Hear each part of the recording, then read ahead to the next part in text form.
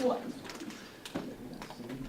It's crazy. It's easier for a Wisconsin student to go to Minnesota than a Minnesota student to go to Wisconsin. It's a lot That's easier. true. Oh, I see. Wisconsin has put a fence around, and that's been Well, traditional for right, not yet, many, but- many years. Mhm. I had kids that were 4.0 over in Minnesota that couldn't even get into Wisconsin. But Wisconsin kids going to Minnesota like that, our kids have a better selection than what they have over on the other side, which is not a bad idea because they put a fence around Wisconsin. We're smart. Yeah, our taxpaying dollars go towards it. Not complete. I don't know.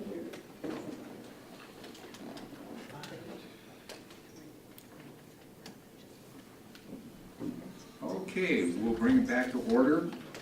Thank you very much for the pause. We are on agenda number 8. This is the update with Neola. And what we will do, we'll do as what we have done in the past. But Ms. Peck will do the reading of the specific policies that are to be questioned. And if you have a question on any one of those policies as we read by them, please stop us and then we'll take a look at that. So, Ms. Peck, if you would take us through. Okay, 0100 definitions. 0144.5 board member behavior and code of conduct. 0155 committees. 1422 discrimination and equal employment opportunity. 1662 employee anti-harassment. 2210 curriculum development. 2220 adoption of courses study. 2221 special observance days. 2240 controversial issues in the classroom. 2430 district-sponsored clubs and activities. 3122 non-discrimination and equal employment opportunity. 3215 use of tobacco and nicotine by professional staff. 3362 employee anti-harassment. 4122 non-discrimination and equal employment opportunity. 4215 use of tobacco and nicotine by support staff. 4362 employee anti-harassment. 5200 attendance. 5330 administration of medication and emergency care. 5340 student accident, illness, concussion, and sudden cardiac arrest. 5430 class rank. 5512 use of tobacco and nicotine by students. 5517 student anti-harassment. 5610 suspension and expulsion. 5771 search and seizure. 6800 system of accounting. 7217 weapons. 7434 use of tobacco and nicotine on school premises. 7440 facility security.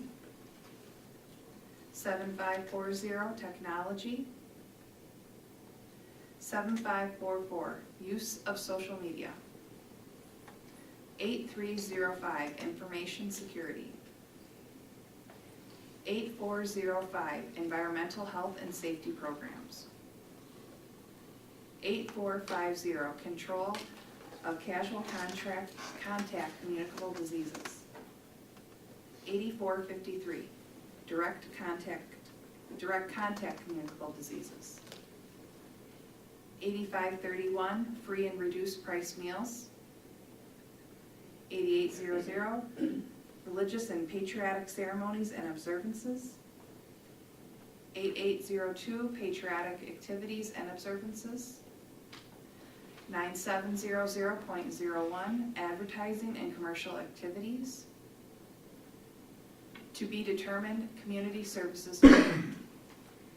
Before we move on, let it be noted that to the people that are watching our meeting this evening, that these policies have been looked at and gone through by the legal teams of Neola, the company that keeps us abreast with our policies, and that we follow, and then we have the right to go through these and have questions about them, and then change if we would like to. But if we change anything, then we don't have that necessarily covered by Neola. But if we keep and follow what Neola has put out there by their legal services, then they will then back what they have done. And also that's identifying state and federal items that change, just so that everybody is aware. We go through these quickly, but we have gone through them individually on our own before we came to the meeting this evening. So, thank you. With that, I'm seeking a motion to recommend to the full board the approval of the changes to the attached policies as presented. So moved. Second. Are there any follow-up questions? If not, all in favor? Aye. Opposed? Motion carries. Agenda item number 9, Mr. Uding, Director of Technology and Media Services, will introduce Marco as the preferred managed print services vendor and provide an overview of the recent managed print services request for proposal, which led to the selection of Marco by the evaluation team. So, Mr. Uding. Thank you. Good evening, everybody. Thanks for the opportunity to be here and just review some of this information with you. Just a little bit of background. Previous to 2013, the district had individual buildings were responsible for their own printing and copier maintenance and the purchase of copiers, and they worked with the business office to do that, but it was really an individual piece within individual buildings. About 2013, the first RFP was published for managed print services, and that was E.O. Johnson. And then 5 years after that, 2018, we published another RFP and transitioned to Marco. So right now, we're ready to enter into our third managed print services contract with that. And this is working for me, right? Yep. So what managed print services is, it's now collectively managed by one vendor in the district, so there's a lot more consistency for staff. It covers all printing, copying, scanning, faxing within an individual, within the buildings. This is not MOB. MOB is completely separate with the print shop over there, so this is just buildings. Covers all the printers, and we talk multi-function devices. You're talking about a device that copies, scans, faxes, does multiple things. The little one right outside would be an MFD or a multifunction device. Covers all the service, the support, the help, the calls, and the supplies that come into it. And again, that's supplied to the buildings as part of the lease with that. So currently, where we're at, now today in our existing lease, you can see where we're at. We're about 10 million copies a year. About 46,000 a day are run here. Again, absent print shop, that doesn't take that into account. And the total yearly cost is, what you can see there, just under $159,000. A portion of that, about $98,000, goes to what we would term the lease payment of the equipment that we've been using for the last 5 years and support and some of the supplies. The other piece of that is what we pay in copying, and that's roughly $61,000 a year. That's the click rate, they call it. Every time you send a copy, the other part of that is about $61,000 a year in copying at the building. Currently, we have about 239 total pieces of equipment. That's printers, copiers, and those kinds of things with that. So that's the current state. You can see the RFP timeline. We followed a very similar one back to 2018. December 22nd, we published it. January 28th, Marco and Rhyme are the two vendors that submitted intent to respond. You can see we conducted the walkthroughs, we evaluated them beginning on January 16th. That included their written proposals and all the information, as well as interviews and presentations with the vendors where they got to share all their information with us. We were responsible for having our evaluation concluded by March 1st. We notified vendors that pending this presentation and approval at the May board meeting, that Marco was to select their vendor based upon the evaluation of the equipment and their evaluation. We looked at cost effectiveness in that. That was one of the top priorities where Marco stood out.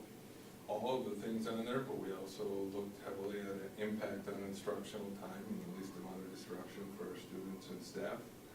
Knowledge of paper cut software, that's the software we use to leverage it and really leverage the whole system. So we wanted a vendor with a deep knowledge of that and their security practices. It was a very competitive process, but those were 4 areas where Marco stood out a little bit more than the other competing vendor. So this new lease, keep in mind we have, what did I say, 239 total pieces. So when we look at this new lease, you're gonna see, and before I get to the financial pieces, so you understand what that entails, this lease is a little different. The previous two 5-year leases, we got all new stuff. And at the end of the lease, you owned it for $1. You pay more for that because you're basically paying off all new pieces so that you own them at the end. This time through with restructuring and things in there, there's a little bit more uncertainty about how much we're going to need as far as equipment and things in the coming years. So it made sense financially and where we're at to look at, can we get into a lease of what they would call fair market value at the end. So at the end of your 5-year lease, you can buy any of the equipment, but it comes at fair market value, basically what they would give you when you turn it in, instead of owning it all outright. That gives us the ability at the end, or when things phase out over time, to just say, no, we're not interested, you take it back. And then we can reconstruct our fleet and get new. So going into this one, you'll see 87 new pieces and 77 used, and those 77 used are fully paid for, completely owned by us. So if we need to reduce the printer copier fleet, we would start there. So it gives us a great deal of flexibility. Some of the things that we did, we started looking at printers, and we turned 21 of them into multifunction devices. It's a more efficient device. And we found several areas where they had a black and white copier and a color printer operating in both, to give them both. We removed both of those and were able to be more economical and replace it with a multifunction device that does all of it and gives them color. So that was good. And with all of that, we were able to remove 75 devices from the overall district fleet and get it down to 164. Still factoring in convenience and cost effectiveness for staff and the sites. So what does that mean for us? That means our monthly lease charge, you'll see up there. The lease itself is the equipment and what we're buying. PaperCut is the software that we use, and then eFax Gold, we've gone to all electronic faxing, so there are no more paper faxes that show up. They go right to a folder that people in the buildings have access to. So if you look at the total monthly lease costs, the purple is what is being proposed to you now at $5,632.51. That part in the red is what our monthly cost was, or what it is in this current lease right now. So you can see by moving to the fair market value and leveraging some of our new equipment, we saved a significant amount on a monthly basis. Our yearly cost, now this is just lease, this is absent printing and copying, that all comes on top of it. But just in the lease, you can see it'll be about $68,000, whereas before it was just over $97,000. So there's a significant savings to the district in the lease in this proposed, and you can see that listed there.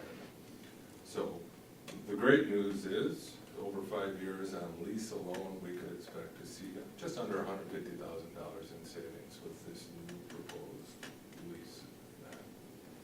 Any questions on all those numbers? Okay. I've got one question. Okay. I've got to ask, I've gone through this process many times. You have MOM, which takes care of the big printing, when the teacher has a big amount of copies they need, for whatever the case might be, you send it over to MOB, and then you get those papers back to you. And that saves us money, because obviously if it's a big order, that's the way to go. Do we have in paper cut, I know has that. Are we putting a limitation on teachers? This is just for my information, for everybody else's information.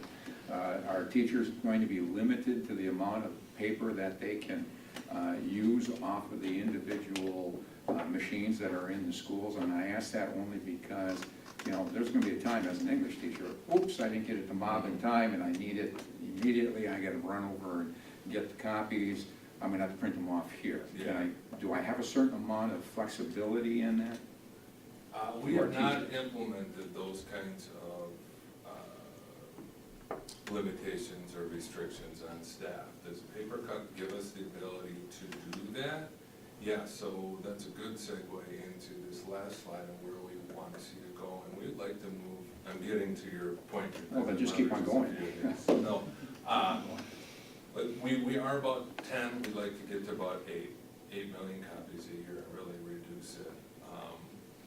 Using print shop more, but then also we want to use what's follow me. So right now you can direct print, you hit print on your computer and it comes out of the copier. And then the next person that walks up to the copier gets your papers, right? Or we can leverage follow me more, which means you send it to follow me, but it won't come out until you scan your badge and then it prints. So we want to use that more because I'm looking at it, we save follow me because the print jobs just disappeared or somebody deleted it, saved about 500,000 copies, about $10,000 this year in wasted print jobs that didn't happen. So we want to use that more.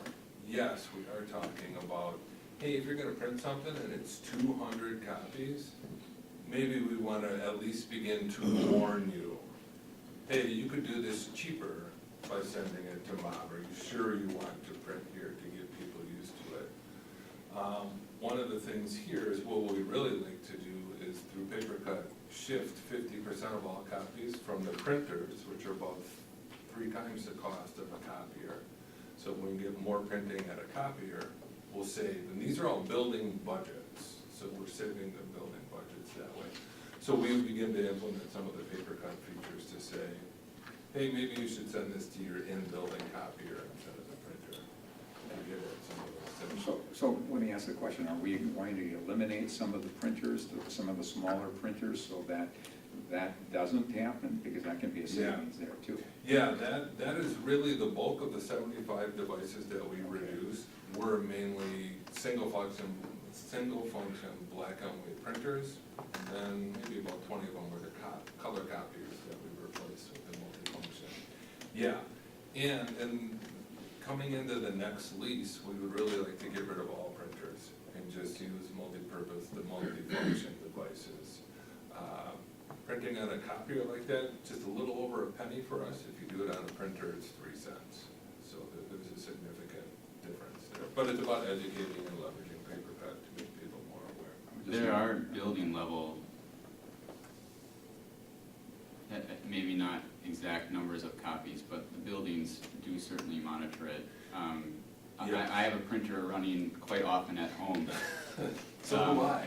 For color especially, because Yes. teachers are not allowed to just simply print what they want. No. So, yeah, I think they used to be, they are not now. They are buying printers and color ink and doing that at their homes. So, yes, and that was the biggest implementation in the first managed print services. They began to limit teachers' ability to directly print color. They can still print color, it goes to a release person in a building who says, yeah, print, and then it comes out. It's not as convenient as having it come out right there, but that's been a huge cost savings. Yes, I can commiserate with you on the print cartridge bills at home with that, so. Buildings do, because it is their budget, their building budget, and it is the biggest slice of their pie that they have control over. So they really do watch what gets printed as a way to save a few dollars, but then that goes back to teachers too. And it's not to penalize anyone, it's not to penalize teachers, but it is a savings. And when we're in the digital world that we are, we can save in this area by not doing so much printing. So I bring that up just because I think it's a very good topic. A lot of places have gone through this, a lot of schools have done this, and it's not well received by teachers usually because they do. I mean, I did the same thing even as the principal. I wanted some things in color, I wanted nice, so I had my own printer at home that I started putting a little bit of money into it. It's tough. I think we need to put this in perspective. The numbers that we're talking about here represent about 2/1000ths of 1% of our budget.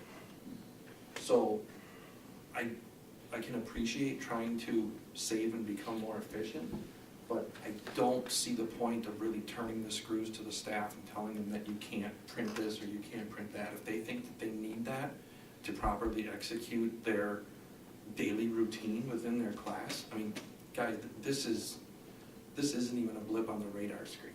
I think it's a product of us cutting budgets for a decade plus. So when we cut a building budget, the buildings are looking for any, one of 100 different ways that they can save, $5 here and $1,000 here. When we cut the education department budget, or we cut, we've been cutting budgets so much that, it's just little bit by little bit. And so if you just started working here, just put your kids in school here this year, you wouldn't actually know what it was like 20 years ago.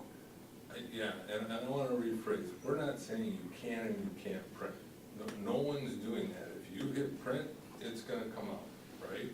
There are limitations to say if you want to print color, you need someone to approve that. So no building that I'm aware of has systematically through paperclip put a limitation and say, oh, you've hit your 100 copies, you're done. That doesn't exist. Understood. My point is that we've already spent more talking about this and chewed up the savings that you're delivering for 1 year, so. Oh, no, I don't know if I chewed up I that. disagree with that. But it's an important topic. It's a In fact, very you're important right. topic. For the overall district budget, it's a very small amount. It's the biggest controllable amount for a building principal to get them the amount of money and change the allocations. So We don't want to be penny wise, pound foolish. that's it. I'd be glad to entertain other questions or comments. If not, I am seeking a motion to recommend to the full Board of Education the approval of offering a 5-year contract to Marco for district-wide management, print services, and for administration to work with legal counsel to execute the final contract. So moved. Second. Second. Okay, any further questions? If not, all in favor? Aye. All, any opposed? The motion carries. There we go. Thank you. Thank you. For this meeting, I'm seeking a motion to adjourn. So moved. Second. All in favor? Aye. Opposed? So carries. All right. Now we're moving to the final meeting of the night. I'm calling to order a special meeting on Monday, April 24th, 2023. This is an approved consent agenda item. It's an action item. Appointments, additional staff, replacement staff, contract increases, separations, resignations, contract decreases, terminations, retirements. I'm seeking a motion to approve the consent agenda. So moved. Second. Any questions? Go ahead. Do you have the addendum included in that? Because that took off one of the items. I just wanted to make sure. Yeah. Okay, thank you. Okay. All in favor? Aye. Opposed? Motion carries. I'm seeking a motion to adjourn. So moved. Second. All in favor? Aye. Opposed? Opposed? Motion carries. Thank you very much, ladies and gentlemen.